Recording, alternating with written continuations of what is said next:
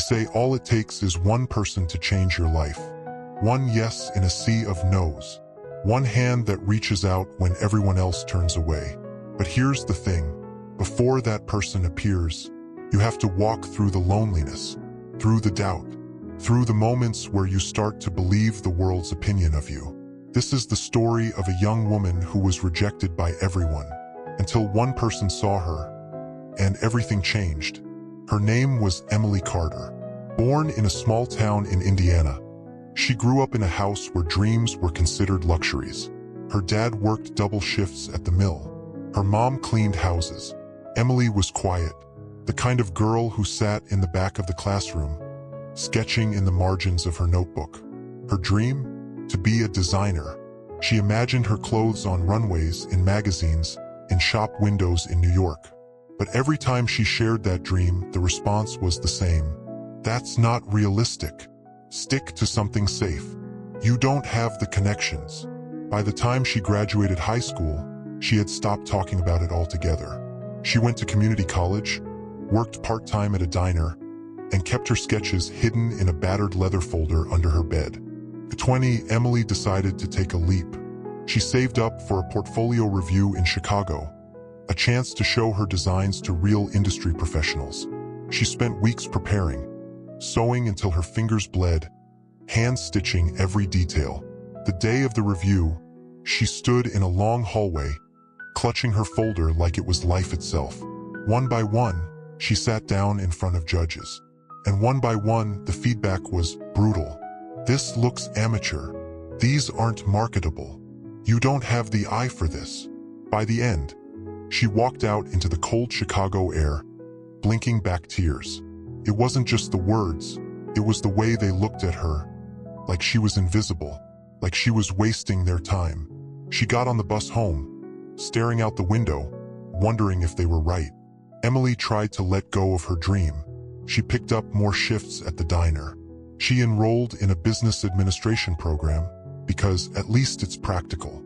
She told herself she didn't care. But late at night, she still pulled out her sketches, still imagined fabrics draped on mannequins, still pictured the applause at the end of a show.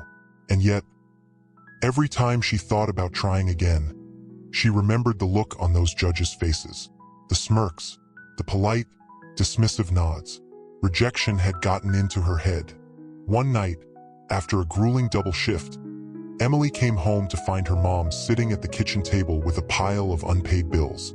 Her mom didn't even look up when she said, "You should apply at the factory. It's steady work." Emily went to her room, shut the door, and sat on the floor with her back against it. For the first time in years, she cried the way she used to as a kid, deep, shaking sobs. Not just because of the bills, but because she realized she had been living her life trying to earn permission to chase her dream, and no one was going to give it. The next week, something unexpected happened. At the diner, a woman came in during the lunch rush. She was in her late 40s, dressed in an elegant black coat, with a scarf draped just so. Emily took her order. When she brought the food, the woman noticed a sketch sticking out of Emily's order pad. She must have doodled while waiting for the coffee to brew. "What's this?" the woman asked, picking up the page. Emily's face went red. "Oh, just nothing." But the woman studied it, her brow furrowed in concentration. "This is really good. Who taught you to draw like this?" Emily shrugged. "No one. I just practice." The woman smiled. "My name is Claire Henderson. I run a boutique downtown. You should come by. I'd like to see more of your work." Emily almost didn't go. She told herself it was pointless, that she'd be wasting her time. But something about Claire's eyes, the way she looked like she meant it, made Emily take the bus downtown. Claire's boutique was warm and filled with natural light. Emily laid out her sketches on a wide wooden table. Claire went through each one slowly, asking questions, listening. When she was done, she looked Emily in the eye and said, "I think you have something special. How would you like to design a small capsule collection for the shop?" Emily's mouth went dry. I don't have the money." "Don't worry about that," Claire said. "I'll cover the materials. You just bring the ideas." For the next 3 months, Emily worked harder than she ever had.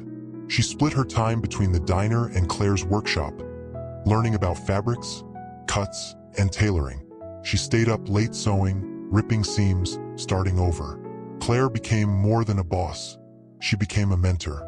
Every time Emily doubted herself, Claire reminded her, "They were wrong about you. You belong here."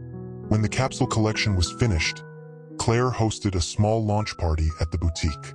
The pieces hung on mannequins, each one lit perfectly. Emily stood in the corner, feeling like she might throw up. But then the customers started coming in.